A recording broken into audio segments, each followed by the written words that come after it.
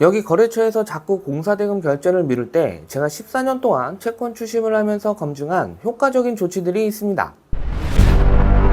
공사 전주가 돈을 내려주면 첫 번째 하청에서 그 돈을 받아 어떤 곳부터 먼저 결제를 할까요? 우선 결제 순위를 가지는 곳이 있습니다. 그곳은 내 숨통을 꽉 잡고 잘못되면 내게 큰 손해를 줄 수 있는 채권자입니다. 그렇다면 우리는 그들의 아킬레스건을 잡아야 되는데요. 대표적인 시공 건설업체 아킬레스건을 예를 들면 일단 기업 신용 등급이 좋지 않으면 큰 공사나 좋은 계약을 따낼 수가 없죠.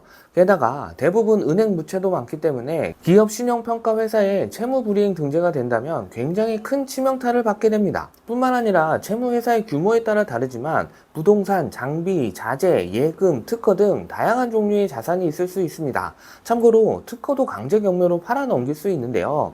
이렇게 채권자님께서 잘 모르셨던 재산을 찾아내 가압류, 가처분 등의 조치도 할 수 있죠. 게다가 채무회사는 지금 거래하고 있는 판매처도 있을 건데요. 다시 말해 나한테는 채무회사인 곳이 다른 업체에겐 채권자일 수가 있습니다. 저희 고려신용정보에서는 채무회사가 거래처에 받을 돈을 추적할 수 있는데요. 채무회사에 자산이 없다면 받을 돈이 있는 채무회사 거래처에 가압류 거는 방법도 있습니다. 이외에도 채권자가 할 수 있는 조치들은 상당히 많은데요. 여기서 중요한 점은 타이밍과 상대에게 치명타를 줄 수 있는 정보 수집입니다. 만약 채무회사가 채권자님 말고도 미뤄둔 외상대금이 많다면 다른 채권자와 경쟁이 생길 수밖에 없습니다.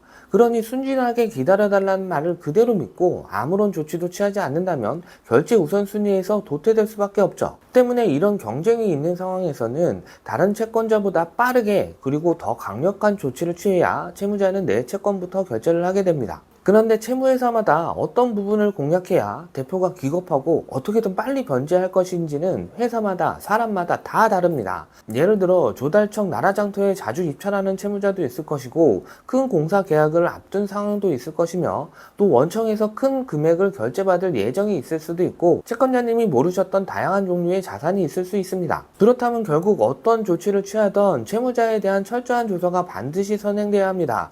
그러지 않고 추측만으로 가압류를 한다든지 이상한 변호사한테 속아서 소송부터 진행한다면 가압류는 엉뚱한 재산에 집행하게 될 것이고 1심 확정 판결 받는 6개월이란 기간 동안 채무자는 재산 다 빼돌린 다음에 폐업이나 파산에 들어갈지도 모릅니다. 때문에 공사대금 미지급 상태가 지속된다면 일단 지속적이고 철저한 재산 신용 조사를 통해 상대의 약점을 잡아내고 방문 추심, 기업 채무불이행 등재 등의 강력한 압박을 하면서 결제를 유도하다가 조사 데이터를 보고 법적 조치를 해도 늦지 않습니다. 사실 채무회사가 판결문 종이 한 장 받는 것보다 더 무서워하는 것은 앞으로 사업에 큰 타격을 입는 부분이기 때문에 소송 없이 해결될 때도 많습니다. 최근 제가 공사대금 추심에 성공한 우수 사례가 있는데요. 처음 채권자님은 대금 지급이 4개월이나 밀린 데다가 업계에서 안 좋은 소문이 들려서 제게 추심 의뢰를 했죠. 그래서 저는 기초조사를 마친 뒤 채무자를 찾아가 결제 독촉을 했더니 나도 거래처에서 돈을 안 준다. 받으면 바로 결제할 예정이라는 꽤나 고전적인 대답을 받았습니다.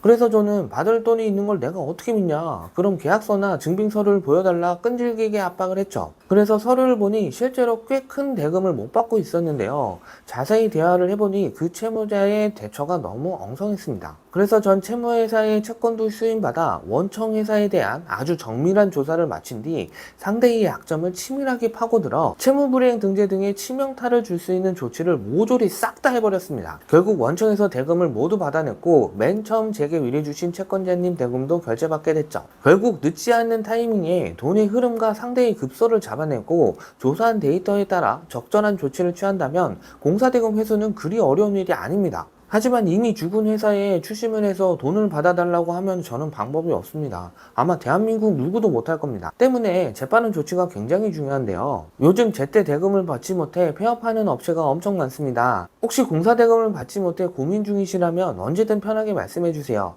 댓글을 남겨주시거나 직접 연락 주시면 최대한 빠르고 정확한 답변 드리겠습니다. 끝까지 시청해주셔서 대단히 감사합니다.